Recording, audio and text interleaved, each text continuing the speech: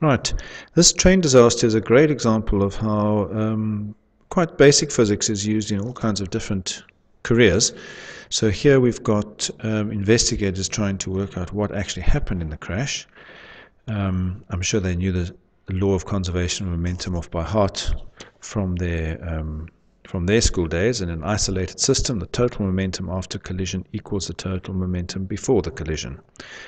But now they've got to calculate the impulse when the train collides, 6.2. So we want impulse, F delta t. And let's see if we've got what we require for that. We know what the force of the collision is. Notice that quite a lot of these values were estimated by the investigators. They wouldn't have obviously had instruments at hand to measure everything. And the time that was captured as 14 seconds will give us the total impulse, 2,8 times 10 to the 6 Newton seconds. I suppose use Newton seconds because you've just calculated force times time. Now, the change in momentum, 6.3 delta P, is going to equal F delta T. It's going to equal the impulse, and so it equals the same amount. And that's, of course, why it's only worth 1 mark. There's a clue there. And then we need to calculate the speed of the train immediately after the collision occurred. There are a couple of ways to do this.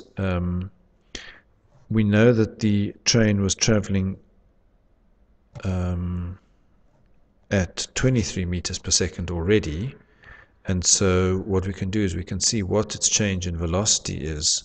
If change in momentum is equal to m delta v, then it's delta v, and we're talking about b here, is going to be the change in momentum divided by the mass of b. Change in momentum is this number that we've got at the top of the screen, and the mass of b is 800,000 kilograms. That's the 800 tons converted into kilograms. And so you can see that you've got a positive value here for the change in the velocity of b. So therefore the velocity of b after is going to equal its before value plus the change in its velocity, and so that's going to be 23 plus 3,5, which is 26,5 meters per second. Voila.